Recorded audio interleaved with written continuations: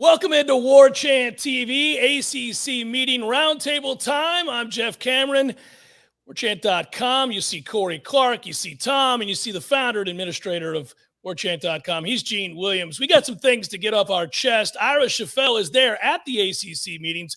He'll be grabbing coaches and talking about all these storylines, the ones that are most important to all of you guys and us, of course, as Florida State is sadly still a member of the ACC. So before we address all of that, I want to remind you to like and subscribe to Warchant TV, warchant.com. Helps others find the content they're so desperately searching for, which is this topic about how it is we're going to narrow the revenue gap. Maybe that's where I'll start with things here soon, and or leave the conference altogether. Maybe it could happen. So don't forget to like and subscribe. Again, all week long, Ira Shafel, our own Ira Shafel, is there at the ACC meetings. He'll be joining folks on Wake Up Warchant, of course, and the Jeff Cameron Show tomorrow. Corey and Tom and myself will be doing Seminole headlines. You want to watch that as well. I'm sure we'll address all of this and talk to Ira as well. So don't forget, like and subscribe, and stay tuned for all the best content here on Warchant TV and Warchant.com. All right, guys, let's flash some of the numbers here. These are disgusting numbers for all of us as we move ahead and we start to look at the projected payout estimates for the ACC, I should say the lowly ACC, and the Pac-12 and the Big 12. And then you see the big kahunas up there, the Big 10 and the SEC, and it's only going to get more and more disparate as the years go by, as you see the future incomes of those that have and those that have not, and what that all means. And, of course, we can go back to when this all started, the grant of rights deal. Gene, I want to start with you, first of all, and get to the big topic here, which is as these payouts grow for the SEC and the Big 10 and the numbers get more and more stark for the ACC and the Pac-12 and the Big 12. You just wonder, an already dominating atmosphere, or I should say landscape, with the SEC and the Big 10, that gap is only going to grow bigger. We're seeing evidence of that now in the draft. We're seeing this with television revenue. We're seeing this across the board. And usually that means that those that aren't in on the big payout, the money trough, as I like to say, don't win championships, don't compete for them, and don't give themselves much of an opportunity to compete down the line either. You take this anywhere you want to go, big man, because it's a weighty subject. Yeah, it definitely is. And you can say what you want about, Florida State can do less with more. It was different when it was $1 million or $2 million is the difference. And now we're looking at those projections that we had up there in Matthews producing. Thank you for putting those up. I think the difference, the 2022 estimate, we're not official right now. It's $23 million of the SEC. It's $26 million the Big 12 or the Big 10. And what's really concerning, if you go just 3 years down the road, that gap goes up another $10 million. That's because the Big 10's renegotiating their contract. As we all know, the SEC is going to add Texas and Oklahoma. That really beefs up what they have in terms of TV revenue. And because Florida State locked itself in and the ACC locked itself into that grant of rights through 2036, there's not really an opportunity to renegotiate to try to up those numbers. Now, I don't know if it would make much of a difference the way the ACC is comprised right now. Really, is there a whole lot more value in the conference? And you're right, Jeff. I mean, that's the ultimate problem is with more and more money, say what you want, but it gives you more opportunity, whether that's support staff, facilities. There's a way to divert that to NIL. No matter how this conference landscape plays out, having more money gives you more resources and gives you a better opportunity to win. Doesn't mean you can't win, but man, you better do everything absolutely perfect if you want to compete with the big boys, and that you're getting further behind a race. It's like running a 40-yard dash. You started 5 yards behind him. In 3-4 years, you're going to be 10, 15 yards behind the guy that's running. You just realistically, you can't catch those people.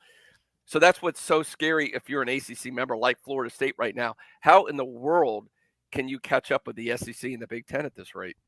Corey, with feeble revenue streams being the reality for teams in the ACC, what do you want to hear Jim Phillips say this week to our own Ira Shafel and the rest of the assembled media there about what the ACC is going to do to make up this gap or at least provide a competitive marketplace? Yeah, well, I want to know that it's important to him. I think it is. I think he's a guy that understands what football means on the landscape now, because it's everything. 25 years ago, college basketball was a big deal. It is not anymore. The overriding moneymaker in this country right now is football. And when you go back to those numbers, it's startling when you just look at it on the page like we had it. But those last 4 years that we showed on that graph, the SEC each SEC team will make roughly $400 million. Each ACC team in that same span will make roughly $200 million. It is the Yankees and the Rays.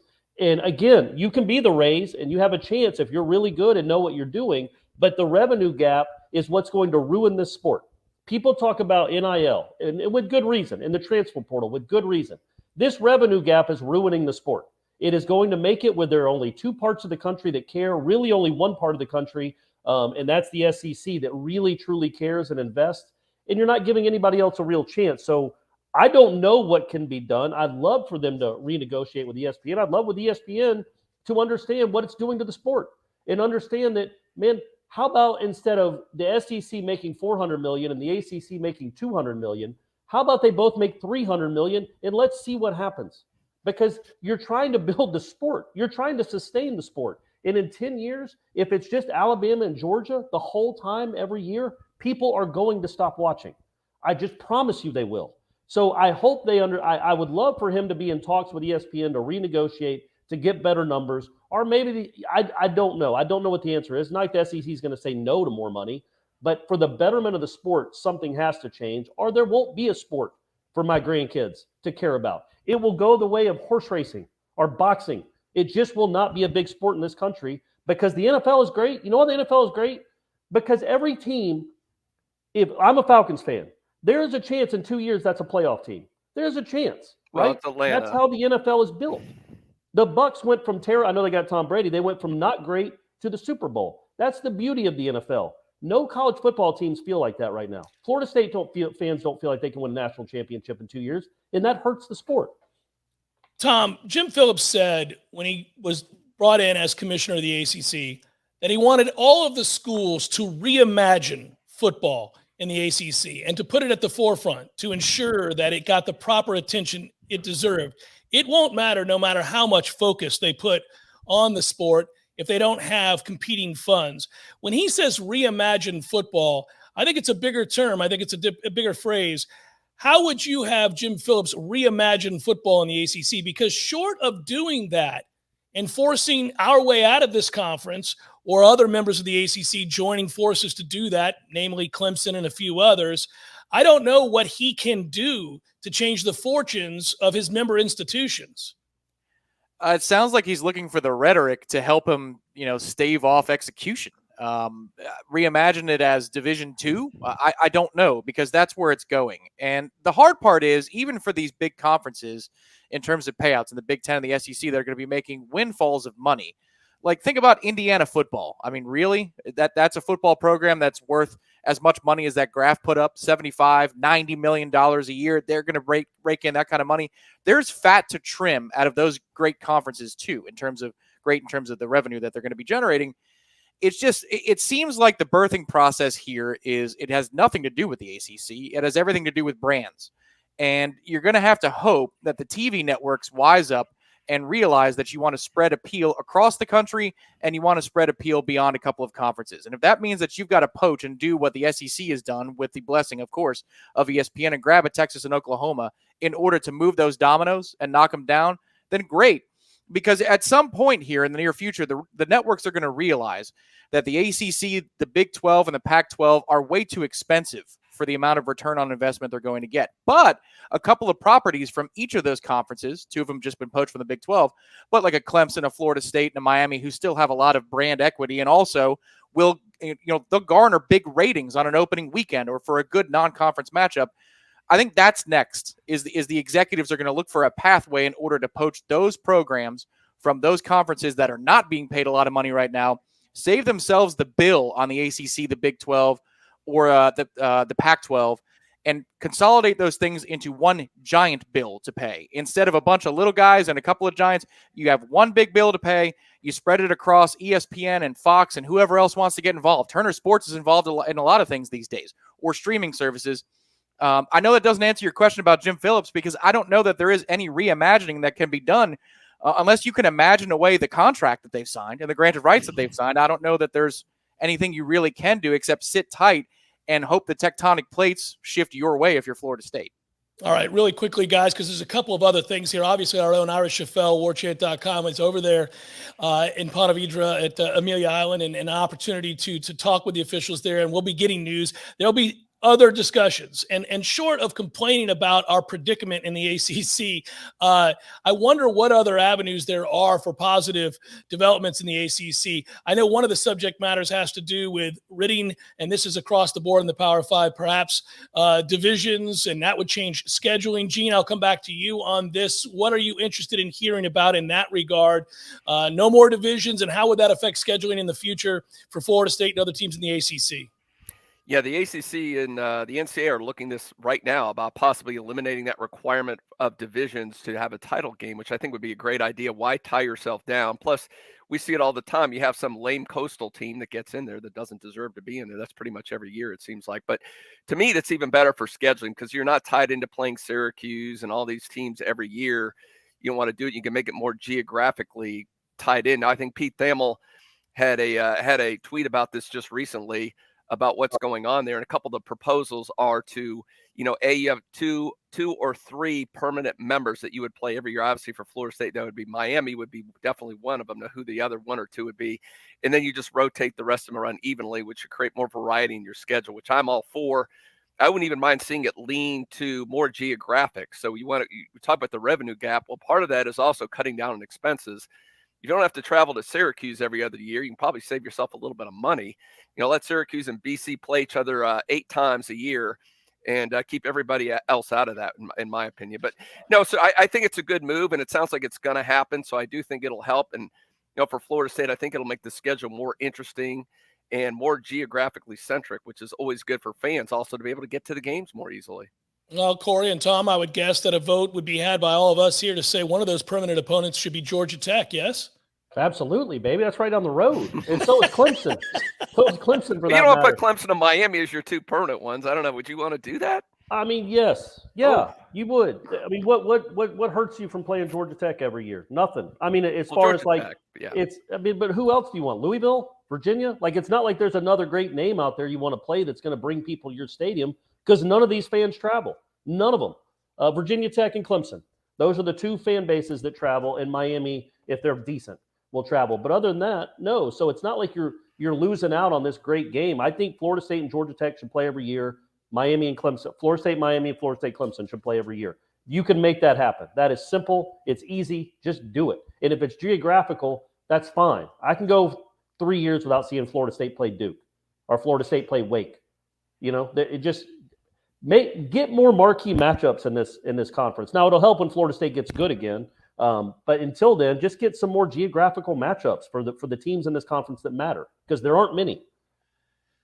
Yeah, I think the more we have this discussion, and Tom, you can weigh in on a vote of which teams you want, but it is an exercise in futility to some extent, because what we end up coming back to is what we talked about in the open, which was we just want to get out of here. We just want to leave this conference.